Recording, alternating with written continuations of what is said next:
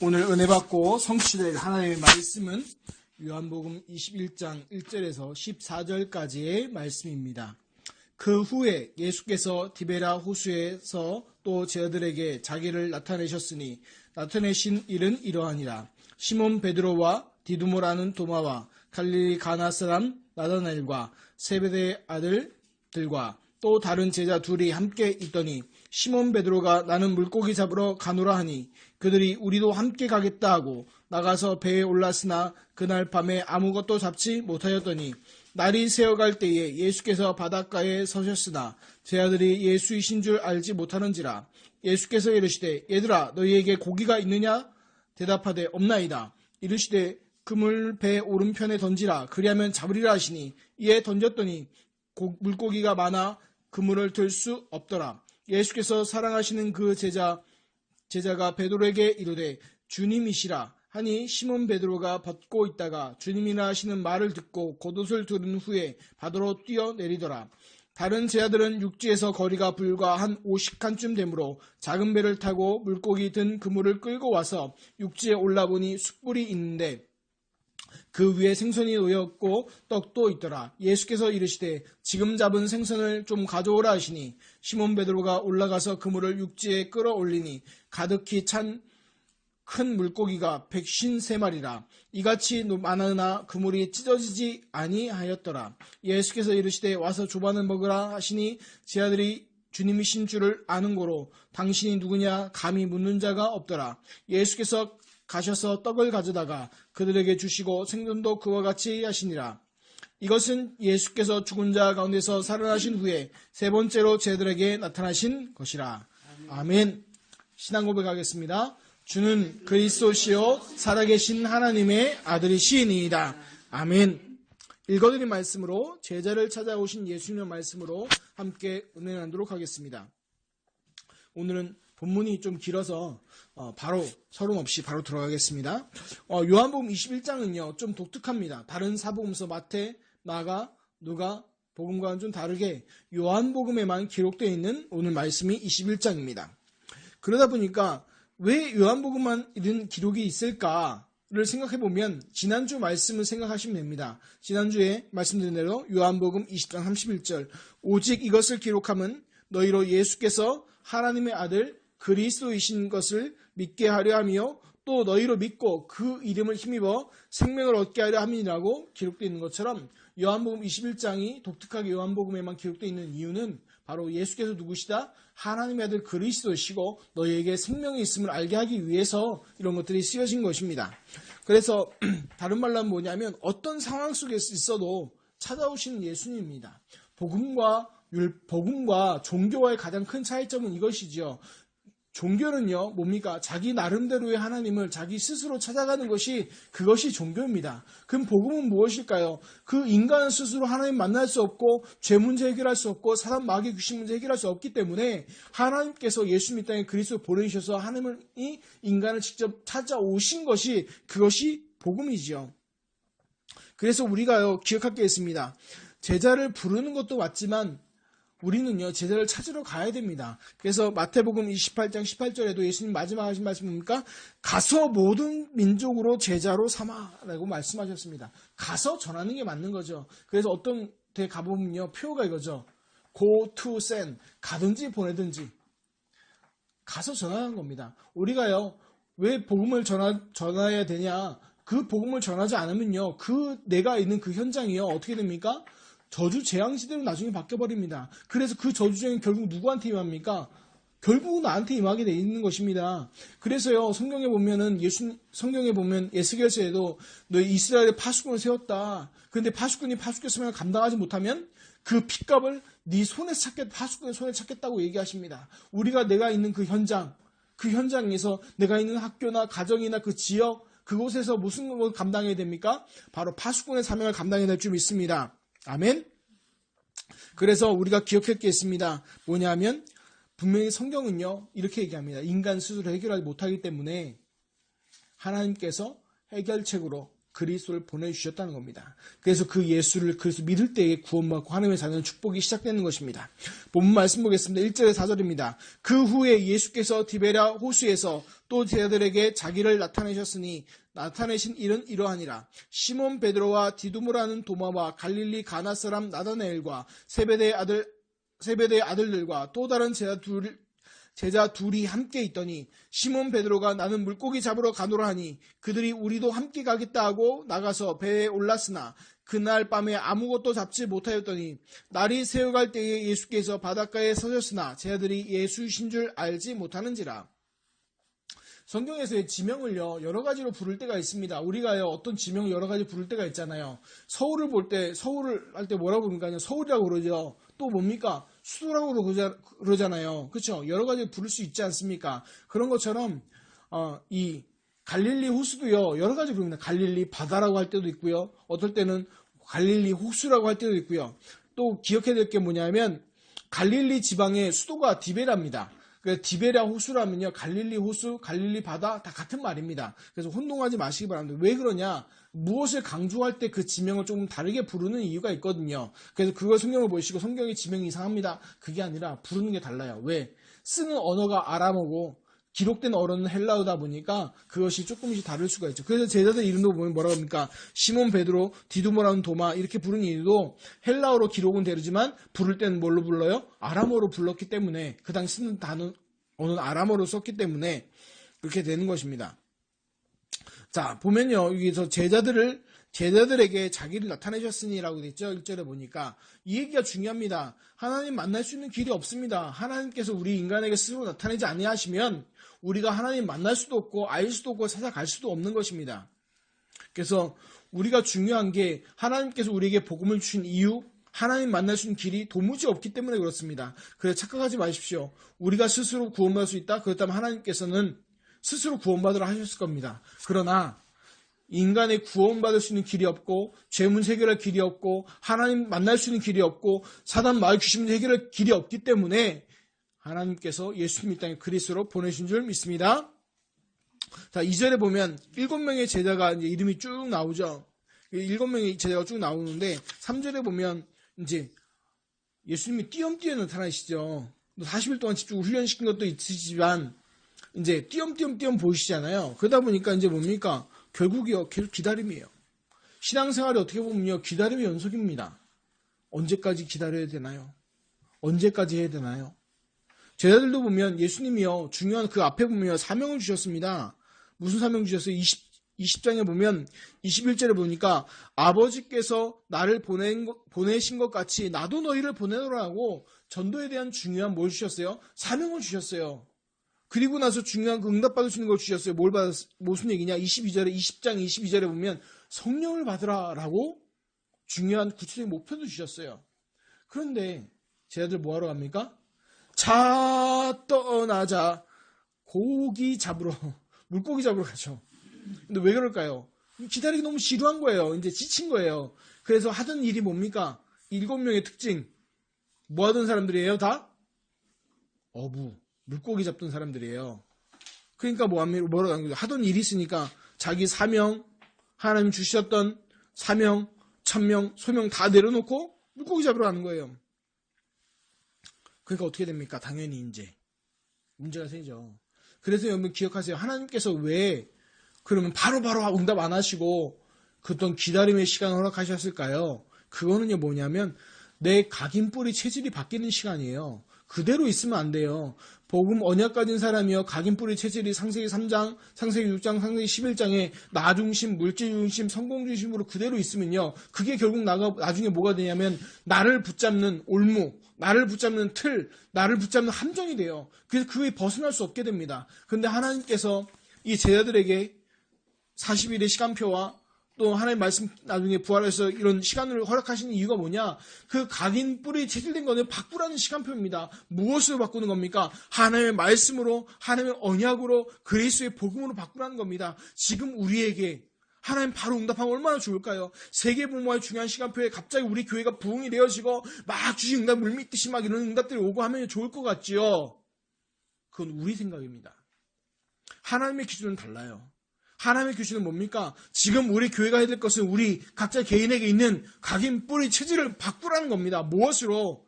많은 영혼 살릴 수 있고 그 영혼 감당할 수 있는 그릇과 그 가장 중요한 영적 서비스로 먼저 들어가고 정말 그 다음에 뭡니까? 문화 서비스로 가고 그 다른 응답들 그것 먼저 받으라는 겁니다. 그런데 우린 자꾸 뭐라고 얘기합니까? 다른 건 얘기하잖아요. 속지 마시기 바랍니다. 하나님은 절대 필요 없이 다른 거 주시는 분이 아닙니다. 그래서 기억할 게 있습니다. 오늘 이 제자들의 모습을 보면요. 밤이 맞도록 수고했지만 얻은 게 있습니까? 하나도 없지요. 이게 무슨 모습입니까? 하나님 떠난 인간의 모습이죠. 열심히 수고하고 노력합니다. 열심히 노력합니다. 정말 열심히 노력합니다. 피땀 흘려 노력합니다. 하지만 얻은 게 있어요? 없어요? 아무것도 없는 빈손으로 돌아갑니다. 그것이 불신자 인생입니다. 그런데 문제는 이분들이 불신자입니까? 아니잖아요. 다른 말로 하면 사명 놓친 구원받은 하나님의 자녀의 모습이죠. 무슨 말이냐? 하나님께서는 살리라고 이 땅에 보내셨는데 그 살리는 사명 놓쳐버리고 내가 먹고 살겠다고 아니면 심심하다고 다른 거 하는 겁니다. 그러니까 어떻게 됩니까? 그날 밤에 아무것도 잡지 못하였더라. 수고하고 노력했지만 아무것도 얻지 못하는 모습입니다. 그래서 하나님 떠나서는 아무것도 안 됩니다. 요한복음 15장에 보면요. 예수님이 비유로 말씀하신 것 중에 중요한 비유가 나오죠. 어떤 비유? 포도나무 비유입니다. 그러면서 예수님이 얘기합니다. 나를 떠나서는 너희가 아무것도 할 수 없나니 얘기하십니다. 포도나무 가지가 잘 해야 될 것은 딱 하나죠. 포도나무 가지가 막 열심히 뭘 해야 될 게 아닙니다. 딱 하나만 잘하면 됩니다. 뭐 하면 되죠? 나무에 잘 붙어 있으면 됩니다. 그렇죠? 그게 최우선순위고 그걸 잘해야 돼요. 그런 것처럼 우리가 그리스도 안에 잘 뿌리 내리고 있으면 됩니다. 근데 자꾸 우리는 다른 거 얘기하죠. 학생들 같으면 학업이 중요하다. 또 사회인 같으면 성공해야 된다. 돈 벌어야 된다 얘기하잖아요. 아닙니다. 성경은 그렇게 하고 말씀하고 있지 않습니다. 잘 붙어 있으면 됩니다. 그럼 잘 붙어 있는 게 뭐냐? 오늘 그게 말씀의 주제고 이따 결론에 얘기할 것입니다. 자, 그 4절에 보니까 이제 뭐예요? 날이 새어갈 때에 예수께서 바닷가에 서셨으나 제자들이 예수신 줄 알지 못하는지라. 이게 시간상의 표현이기도 합니다. 뭐냐면 날이 새어간다는 얘기는 뭐냐면 이제 동이 살짝 떠오르는 걸 얘기하는 거예요. 이제 서서히 밝아지는 거예요. 근데 새벽 때 그때가 되면요. 잘 보여요? 안 보여요? 잘 안 보입니다. 이게 50칸쯤 떨어졌다는 게 한 90m 정도 떨어져 있거든요. 근데 바닷가에서 90m 정도 떨어지고 해가 살짝 떠오를 때 되면요. 보입니까? 안 보여요. 물리적으로 잘 안 보여요. 가물가물해요. 그런데 여기서 굳이 써놓은 이유는 뭐냐면 육신적인 그런 것만 포함하는 게 아니라 영적인 것도 포함해서 같이 얘기하는 거예요. 다른 말로 뭡니까? 영적으로도 지금 혼미한 상태예요. 하나님께 분명히 제자들 2번이나 나타나서 중요한 언약의 말씀 2번이나 확인시켜줬는데 그건 놓치고 못 따라갑니까? 육신 따라갔다는 얘기입니다. 자, 5절 7절 봅니다. 예수께서 이르시되, 성경 보세요. 예수께서 이르시되 얘들아 너희에게 고기가 있느냐 대답하되 없나이다. 이르시되 그물을 배 오른편에 던지라 그리하면 잡으리라 하시니 이에 던졌더니 물고기가 많아 그물을 들 수 없더라. 예수께서 사랑하시는 그 제자가 베드로에게 이르되 주님이시라 하니 시몬 베드로가 벗고 있다가 주님이시라 하는 말을 듣고 겉옷을 두른 후에야 바다로 뛰어내리더라. 아멘.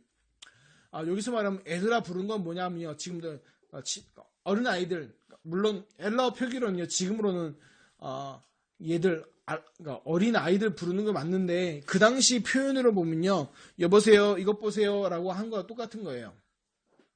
그런데 이제 지금 쓰는 용법을 보니까 애들아라고 번역되어 있는 것 뿐이지요. 일반적으로 사람 부를 때 쓰는 표현으로 보면 됩니다. 자, 근데 6절 보면 이거 어디서 보았던 장면이죠. 어디서 본 것 같은 장면이죠. 이게 어디냐면 누가복음 5장에 보면 시몬 베드로 부르실 때의 장면하고 겹치죠. 그래서 이제 아는 거죠. 그 누가복음 5장과 이 말씀과의 차이점이 뭐냐면 누가복음 5장에서 그물이 찢어졌는데 너무 많이 잡아서 오늘 말씀은 찢어지지 않았죠. 또 이것도 의미를 둬가지고 또 막 어떻게 성경을 전체를 보시고 중요한 의미를 두셔야 됩니다. 자, 7절에 보면 그 사랑하시는 제자 누굴 얘기하죠? 바로 사도 요한을 얘기합니다. 근데 제자들을요 예수님이 다시 찾아오셨죠. 물론 제자들은 지겨워서 떠났지만 하나님은 끝까지 포기하지 않으시죠. 놓치지 아니하시고 찾아오셔서 다시 사명과 모든 것을 회복시키십니다. 그런데 이 제자들이요, 어떨 때 다시 자기 수고가 모두 헛수로 돌아갔지만 헛수고로 끝나진 않았습니다. 왜요? 누가복음 5장에 비교하면 베드로가 얘기하죠. 말씀에 의지하여 내가 그물을 내리리다 이렇게 얘기하잖아요. 그런데 오늘 말씀은 그런 말씀은 없어요. 그런데 말씀하신 대로 그대로 하죠. 그대로 했을 때 어떻게 됩니까? 나중에 보면 153마리나 되는 큰 물고기를 거두게 됩니다. 다른 말로 뭐하냐면 나를 찾아오신 예수님, 이미 여러분에게 예수 그리스도 찾아오셨죠. 그리고 예수 그리스도 영접하고 하나님의 자녀 됐지 않습니까? 근데 그 예수 그리스도를 중심으로 그 말씀에 순종해 가는 게 너무 중요합니다. 그냥 말씀을 참고로 하는 게 아니라 그 말씀을 뭐 하는 거예요? 순종하고 따라가는 게 굉장히 중요합니다. 그러면 순종하고 따라가는 게 뭘까요? 그냥 말씀 순종하고 따라가는 게 뭘까요? 많은 사람들이 말씀 따라갑니다. 순종합니다. 믿습니다 하면서 말씀한다고 생각합니다만 중요한 거 놓치고 있어요. 그러면 그게 뭔 얘기입니까? 말씀 따라간다는 얘기가 뭐고 말씀대로 행한다는 게 뭡니까? 말씀 그대로 행한다는 것도 이해가 가지만 그게 뭡니까? 바로 말씀에 순종하는 건요. 말씀을 묵상하는 거예요. 그 말씀을 깊이 생각하고 그 말씀을 기도하고 그 말씀 따라가려고 나에게 적용시키는 것이 그것이 바로 뭐예요? 묵상이고 그것이 포럼이고 그것이 기도입니다. 그것이 뭐 하는 거예요? 말씀에 순종하는 거예요. 아멘? 자, 8절에서 11절 봅니다. 다른 제자들은 육지에서 거리가 불과 한 50칸쯤 되므로 작은 배를 타고 물고기 든 그물을 끌고 와서 육지에 올라보니 숯불이 있는데 그 위에 생선이 놓였고 떡도 있더라. 예수께서 이르시되 지금 잡은 생선을 좀 가져오라 하시니 시몬 베드로가 올라가서 그물을 육지로 끌어올리니 가득 찬 물고기가 153마리라. 이와 같이 많으나 그물이 찢어지지 아니하였더라. 아멘. 8절부터 10절까지는 뭐 일반적인 얘기니까 쭉 아시면 되고요. 뭐 예수님이 왜 하필 숯불을 피웠냐, 또 떡을 했냐, 생선을 구웠냐, 이걸 말씀드리죠. 성경을 그렇게 이상하게 해석하지 마시라고, 성경 전체로 해석하고 보시기 바라고. 여기 중요한 게 많이 쓰는 단어가 여기 보면 11절에 나오는 153, 153마리. 그래서 모나미 볼펜 153 모나미 볼펜도 있죠. 그래서 153마리 하면 153 뭐 김밥, 153 땡땡 뭐 여러 가지 상표들도 있잖아요. 그게 이제 뭡니까? 드러내놓고 얘기하지 않지만 자기 기독교인이고 이 상표를 씁니다라는 것을 얘기하는 거죠. 근데 여기서 이제 번역될 때 여러 가지 뜻이 있는데 이것도 중요한 건 아니죠. 물론 여기 보면 어떤 왜 153이 153마리냐, 그래서 153이냐. 그래서 어떤 사람들이 이렇게 얘기합니다. 이게 153마리가 아니고 153종이다. 그래서 그 당시 어류를 나눌 때 153종의 어류를 나눈다. 그래서 153종류의 물고기를 잡은 거다. 물론 그럴 수도 있겠죠. 저는 반박하지 않습니다. 또 어떤 사람은요, 아니다. 153종류의 인종이 있어서 그렇다. 그래서 153에는 숫자의 굉장히 의미를 둡니다. 근데 저는요, 그렇게 의미를 두고 싶지 않습니다. 잡다 보니까 그렇게 된 거고 그렇게 될 수도 있다고 생각합니다. 물론 그런 의미도 아니다 반박하고 싶지도 않고요. 더 중요한 의미는 뭡니까? 제자들을 찾아오신 예수님. 그 찾아오셔서 지금 뭐 하신 거예요? 같이 식사 준비하셔서 식사하시죠. 그렇죠? 그래서 이거를 예찬의 모델입니다. 성찬하고 다르죠. 성찬은 예수님의 죽으심과 부활을 기념하는, 살과 피를 기념하는 게 성찬이고, 예찬은 뭐예요? 그리스도 안에서 같이 밥 먹는 거예요.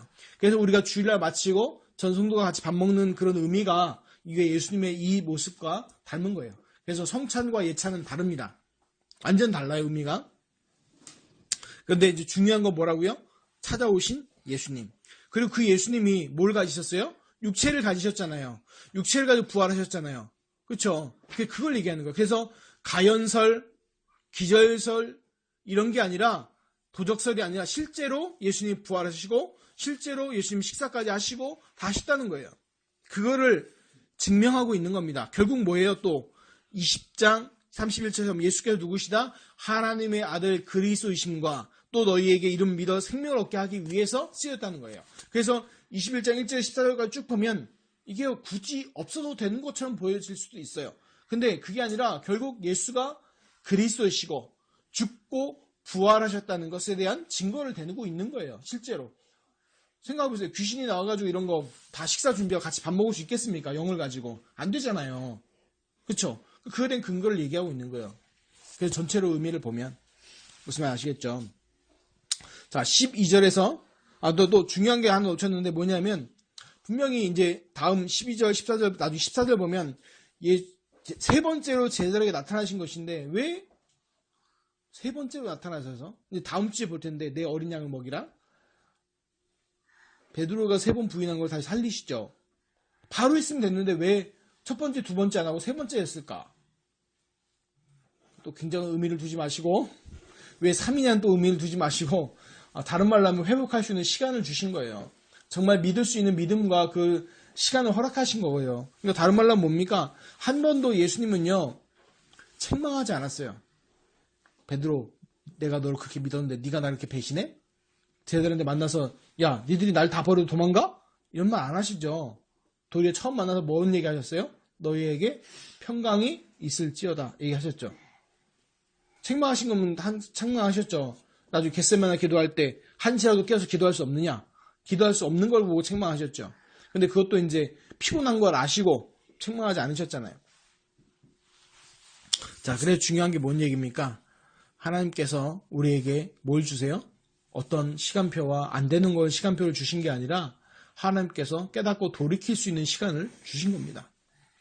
12절 14절 봅니다.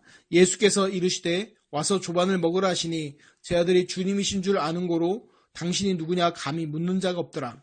예수께서 가셔서 떡을 가져다가 그들에게 주시고 생선도 그와 같이 하시니라. 이것은 예수께서 죽은 자 가운데서 살아나신 후에 세 번째로 제자들에게 나타나신 것이니라. 그래서 이게 성찬의 모습이 아니고 예찬의 모습이죠. 그래서 같이 드신 것은 바로 뭡니까? 육신을 가지고 부활하신 것에 대한 증거로 예수님이 기절설했다, 가연설이다, 도적설이다 이거에 다 부정하는 확실한 증거를 나타내고 있는 것입니다. 그래서 기억할 게 하나 있습니다. 사단은 어떻게든 복음을 희미하게 만들고 복음을 놓치게 만들고 자꾸 다른 거 붙잡게 만듭니다. 그러나 우리는요, 뭘 붙잡아야 돼요? 그리스도의 언약을 붙잡아야 될 줄 믿습니다. 오늘 말씀이 본문이 길어서 막 열심히 빨리 말을 했더니 너무 말이 좀 빨랐죠. 결론입니다. 천천히 할게요, 이제요. 결론은 뭐냐면 기억할 게 있어요. 예수님이 찾아오셨습니다, 우리에게. 그래서 뭔 얘기를 하고 싶은 거냐면 이미 우리는요, 이미 이 말씀 듣는 분들 어떻게 보면 이미 예수를 그리스도 믿고 하나님의 자녀가 이미 되었어요. 이미 제자들과 같을 수 있습니다. 이미 예수 그리스도 믿고 구원받고 하나님의 자녀가 되었고 하나님의 중요한 천명, 사명, 소명, 복음 전하는 사명, 흑암 꺾는 사명, 또 전도자 세우는 사명을 중요하게 받았습니다. 그러면서 이제 중요한 게 뭐냐면 그럼 이제 어떻게 할 거냐는 거예요. 중요한 게. 우리가 뭐 따라가야 된다고 그랬죠? 하나님의 말씀을 따라가야 됩니다. 그럼 하나님의 말씀을 어떻게 따라갈 겁니까? 여기다 백팩 하나 달아놓고 앞에다가 이렇게 낚싯대 들어서 하나님 성경 이렇게 걸어놓고 다닐 거예요? 그래서 말씀 따라다닌다고 할 겁니까? 예? 그렇게 물리적으로 얘기하는 겁니까? 그런 게 이제 이스라엘 사람들이 옛날에 그랬어요. 그런데 그게 아니죠. 하나님 말씀 따라하는 게 뭐냐? 쉬운 얘기가 뭐냐면 묵상하는 거예요. 하나님 말씀을 깊이 묵상하는 거예요. 묵상하고 중요한 게 뭐냐면 그거를 포럼하는 거예요. 묵상하고 포럼, 기도 같은 얘기예요, 다. 그 얘기 뭐냐면 묵상하고 포럼하고 기도한다는 게 실제로 나에게 뭐 하는 거예요? 적용하는 거예요. 성경에서는 행함이 중요하지 않습니다. 물론 야고보서 보면 행함이 없는 믿음은 죽은 믿음이라고 했는데 그건 당연한 거죠. 따라오는 게 당연한 거지. 그게 강조되면요. 그게 바로 뭐라고요? 잘못된 세계관으로 돼서 얘기하는 거죠. 행동은 따라오는 거지 그게 결론이 아니거든요. 성경에서만 그걸 행동하는 건 나타나는 것이 자꾸 결론으로 얘기하면요. 그런 식으로 얘기하면 자꾸 뭐가 되냐면 그게 가장 불쌍하게 죽은 분이 누구냐? 예수님. 그 다음 12제자. 그 다음 그 순교한 사람들. 그런 식으로 되거든요. 그게 사단이 노리는 겁니다. 속지 마시고 정말 중요한 건 뭡니까? 내적인 변화예요. 외적 변화는 보여지는 것 뿐이지 내적인 변화입니다. 그 내적인 변화는 언제 되어지냐? 하나님의 말씀을 뭐 할 때? 묵상할 때. 실제로 그 하나님의 말씀을 나에게 뭐 할 때? 적용할 때. 그럼 어떻게 적용해야 되나요? 하나님 앞에 뭐 하는 거예요? 기도하는 겁니다.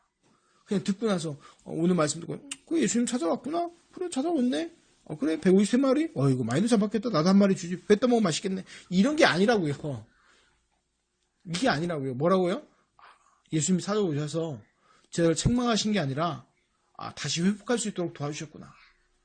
그럼 지금 나에게도 내가 만약 실수하고 내가 넘어질 때도 예수님은 다시 나에게 회복할 수 있도록 하시는구나. 그래서 내가 좌절할 필요가 없고 다시 그리스도의 언약을 붙잡으면 되겠구나. 이게 바로 뭐예요? 묵상이고 포럼이고 기도라는 거예요. 무슨 말인지 아시겠습니까? 그래서 실제로 나에게 하는 포럼이 되시기 바랍니다. 실제로 나에게 하는 묵상이 되시길 바랍니다. 그래서 나에게 실제 적용하세요. 그 응답이 있길 바랍니다. 그냥 듣고 나서 그래 요번에 오늘 목사님은 너무 말이 빠르네. 그래도 짧게 끝나 좋다. 이게 아니라 아까 말씀드린 말씀대로 제자들이 비록 언약해서 또 지살길 찾아가고 또 고기 잡으러 가고 다 했지만 하나님께서는 예수님께서는 책망하지 않으시고 다시 회복을 시키시는구나. 그래서 내가 붙잡을 것은 그리스도밖에 없구나.